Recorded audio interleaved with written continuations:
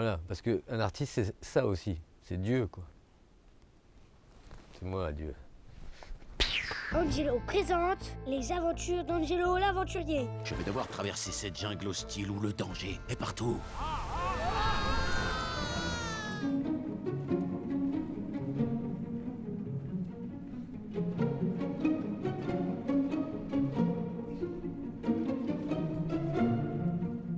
C'est lié au livre, en fait. Enfin, l'ouvrage que j'ai fait il y a quelques années pour Gallimard qui s'appelait Dans la forêt sombre et mystérieuse, qui est devenu Angelo dans la forêt mystérieuse. En fait, c'était mon incursion dans le monde de l'enfance là, avec ce livre. Enfin, j'ai mis les pieds dedans. Et après, en faisant le livre, je m'étais dit que comme c'était un récit très ouvert, qu'il y aurait moyen de l'adapter. Il y avait les persos, des situations, mais que en fait, c'était pas étriqué comme certaines choses que je peux faire. Potentiellement, je pourrais l'adapter en film.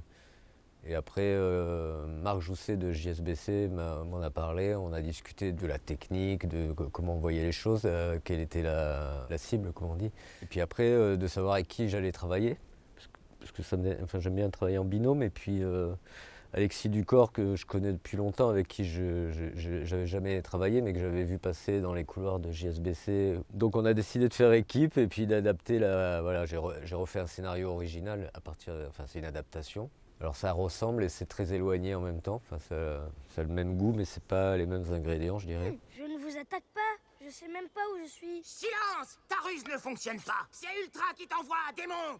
À l'attaque!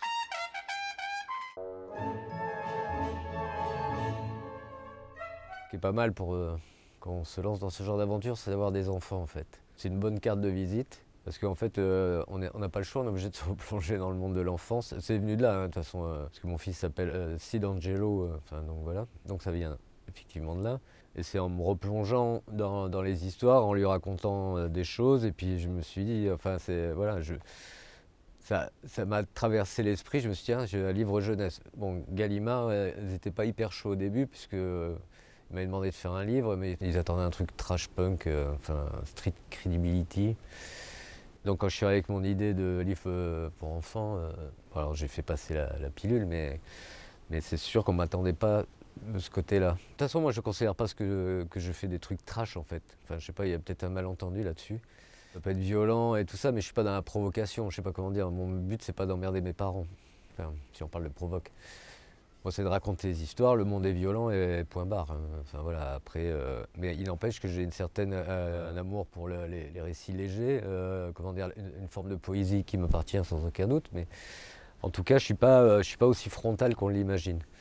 Donc La mort père et fils que j'avais fait avec Denis Valgenvit, c'était un peu une sorte d'incursion dans un récit un peu moins tourmenté, on va dire, alors que c'est la mort et son fils quand même. C'est un récit assez doux. L'histoire d'un père qui sait pas comment aimer son fils, enfin, voilà, une sorte de malentendu, et tout finit bien, dans une sorte de carnage merveilleux. Et après, concernant Angelo dans la forêt mystérieuse, c'est pareil, je me dis, bon, il y a tout qui s'emboîte, est-ce que j'essaierai pas au moins une fois dans ma vie de faire un long métrage d'animation pour les enfants? Voilà, je suis content de la finalité. Ouais, ça peut toujours être mieux, mais je trouve qu'on s'en sort très bien. Et puis surtout, quand on passe le film, les enfants ont l'air, enfin, ils se marrent, ils applaudissent, enfin, ils s'ennuient pas, quoi. Enfin, de toute façon, un gamin qui s'ennuie, il fout le bordel, hein, de toute façon. Pas les miens qui sont très bien élevés. Moi, ils dorment pendant que je passe mon film. Je t'ai eu. Celui-là est pour moi, espèce de voleur.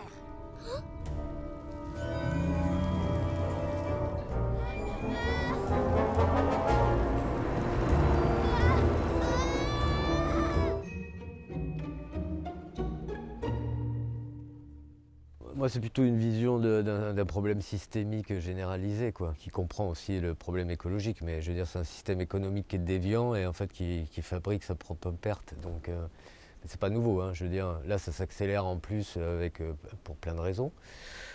Donc ça, je l'observe. Après, là, dans le récit initiatique d'Angelo dans la forêt mystérieuse, je me permets d'être un peu plus premier degré, je dirais, frontal. Parce que enfin, finalement, je flirte avec l'utopie aussi, et une sorte de message positif. Ce qui n'est pas désagréable, C'est pour ça que je fais aussi des trucs pour les gamins, parce qu'il y a un moment, bon, même moi je me fatigue d'être là, c'est vraiment pourri, quoi. Puis l'ironie, ça va un moment, enfin tout ce qui va avec. Donc là, bah oui, je me permets des messages simples sur la tolérance, sur l'écologie, sur la mort, qu'est-ce que c'est la mort. Après, je me permets, par exemple, comme ma grand-mère est morte et que ça m'avait fait vraiment beaucoup de peine quand j'étais enfant, c'est inspiré de ma grand-mère, bah, je la ressuscite à la fin. Enfin, voilà, parce qu'un artiste, c'est ça aussi. C'est Dieu, quoi. C'est moi, Dieu. Si tu dois prendre une décision importante, écoute la petite voix au fond de toi. Elle te dira toujours ce que tu dois faire.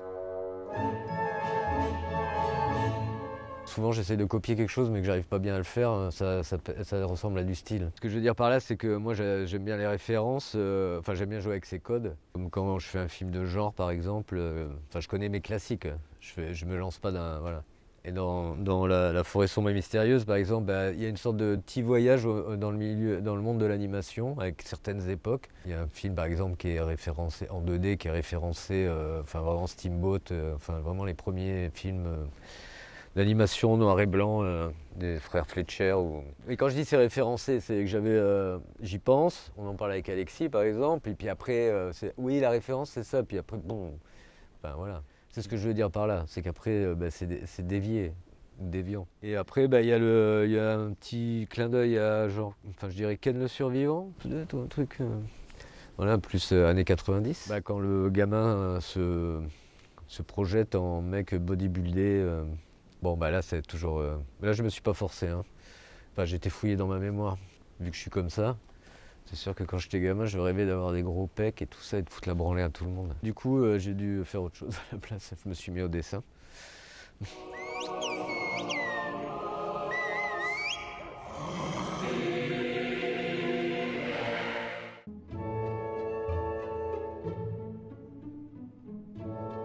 Ah ben moi, c'est le plaisir, il est dans le changement, hein. Moi, je m'ennuie dès que je sais faire quelque chose.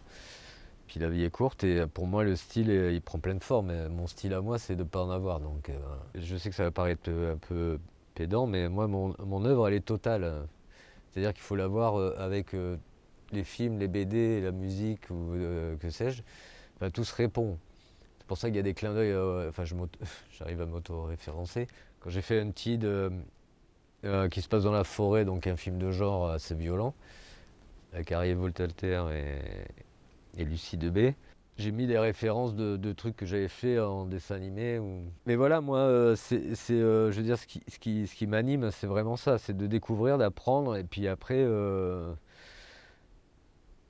pour moi, il n'y a pas qu'une position pour faire l'amour, quoi.